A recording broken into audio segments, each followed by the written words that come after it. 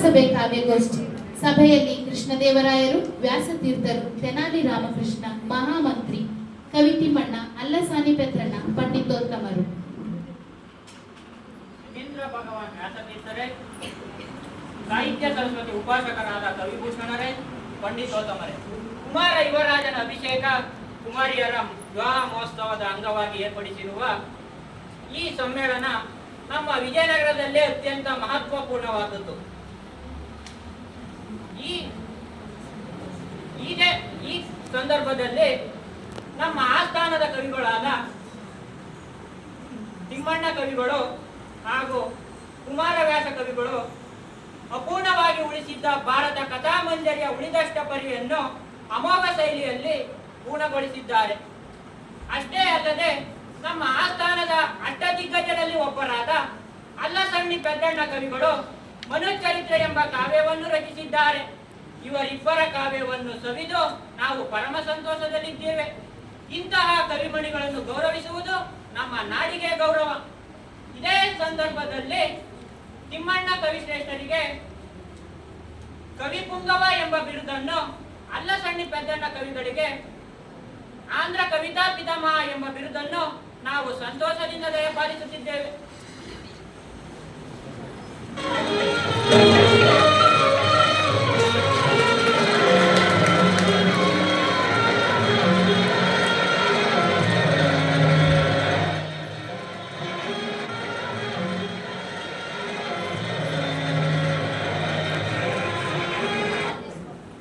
ಆಶ್ರಯವಿಲ್ಲದೆ ಅಲಿಯುತ್ತಿದ್ದ ನಮಗೆ ಆಶ್ರಯವನ್ನಿತ್ತು ಪೂರ್ತಿ ನೀಡಿ ಸ್ವರ್ಣ ಪೂಜೆ ಮಾಡಿ ಕವಿಗೆ ಇದೆಂದೂ ದೊರೆಯದ ಸ್ಥಾನವನ್ನು ದೊರಕಿಸಿಕೊಟ್ಟಿದ್ದಾರೆ ನಮ್ಮ ಮಹಾಪ್ರಭುಗಳು. ಅವರಿಗೆ ನಾನು ಆಜನ್ಮ ಋಣಿಯಾಗಿದ್ದೇನೆ. ಸರಸ್ವತಿಗೆ ಹೇಗೆ ಭಾಷೆ ಜಾತಿಗಳ ತಾರತಮ್ಯವಿಲ್ಲವೋ ಅದೇ ರೀತಿ ನಮ್ಮ ಪ್ರಭುಗಳಿಗೂ ಯಾವುದೇ ಜಾತಿ ಕುಲ ಭಾಷೆಗಳ ಭೇದ ತೊರೆದು ಎಲ್ಲಾ ಭಾಷಾ ಕವಿಗಳಿಗೂ ತಮ್ಮ ಆಸ್ಥಾನದಲ್ಲಿ ಆಶ್ರಯ ನೀಡಿದ್ದಾರೆ. ಇಂದು ಅವರು ನನಗೆ ನೀಡಿದ ಗೌರವ ಇಡೀ ಆಂಧ್ರ ಸಾಹಿತ್ಯವನ್ನೇ ಗೌರವಿಸಿದಂತೆ.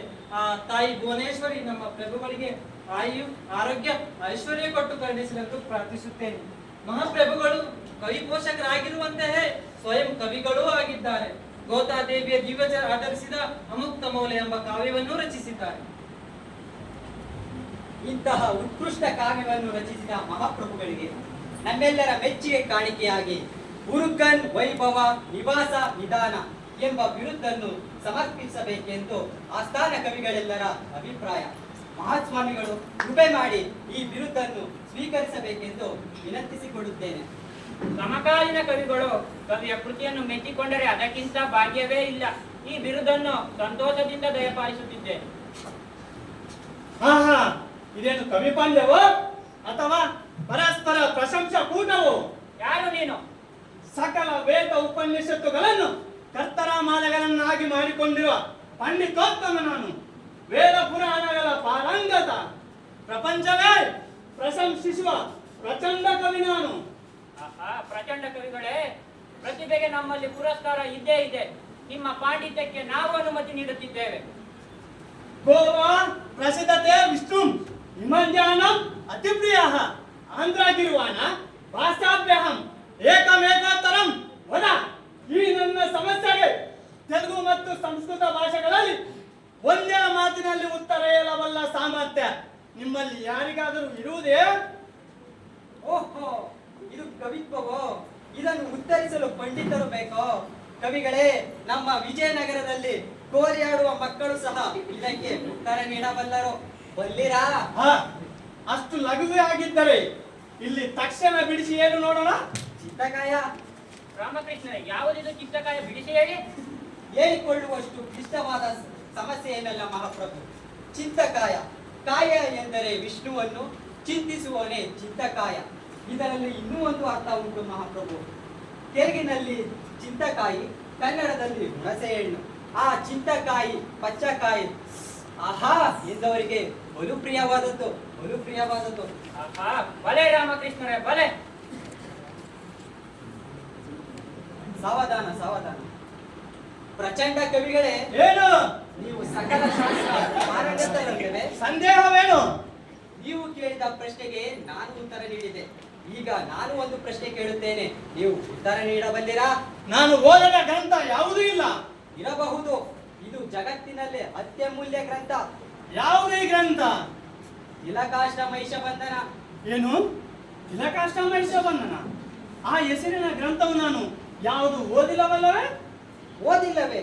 ಇಂಥ ಒಂದು ಮುಖ್ಯವಾದ ಗ್ರಂಥವನ್ನೇ ಓದದೆ ಸಕಲ ಶಾಸ್ತ್ರ ಪಾರಂಗತ ಎಂದು ಜಂಬ ಕೊಚ್ಚಿಕೊಂಡಿರಲ್ಲ. ನನ್ನದು ತಪ್ಪಾಯಿತು. ಇಂದಿನಿಂದ ನನ್ನ ಬಿರುಗಾಳಿಗಳನ್ನು ತಮಗೆ ಅರ್ಪಿಸುತ್ತೇನೆ.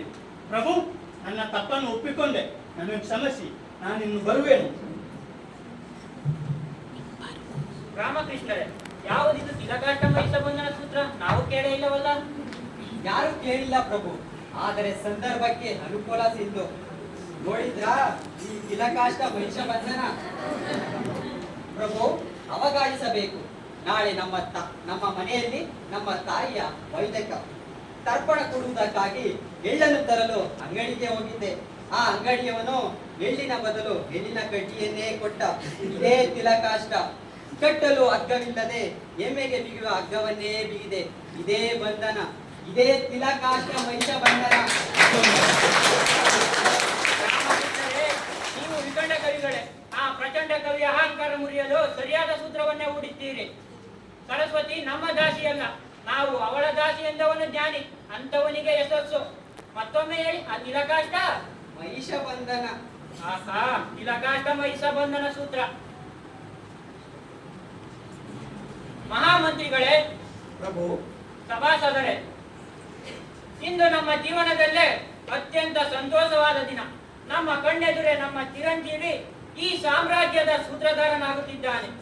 ತಾವು ನಮಗೆ ತೋರಿದ ಪ್ರೀತಿ ವಿಶ್ವಾಸವನ್ನು ನಮ್ಮ ಚಿರಂಜೀವಿಗೂ ತೋರಬೇಕೆಂಬುವ ಭಿನ್ನಹ. ತಿರುಮಲರಾಯರ ಆಳ್ವಿಕೆಯಲ್ಲಿ ವಿಜಯನಗರವು ಇನ್ನೂ ವಿಸ್ತರಿಸಲಿ ಎಂದು ಆ ವಿರೂಪಾಕ್ಷನನ್ನು ಬೇಡಿಕೊಳ್ಳೋಣ. ಶ್ರೀ ಶ್ರೀ ಶ್ರೀ ಶ್ರೀ ತಿರುಮಲರಾಯರಿಗೆ ಶ್ರೀ ಶ್ರೀ ಶ್ರೀ ಶ್ರೀ ತಿರುಮಲರಾಯರಿಗೆ ಶ್ರೀ ಶ್ರೀ ಶ್ರೀ ತಿರುಮಲರಾಯರಿಗೆ.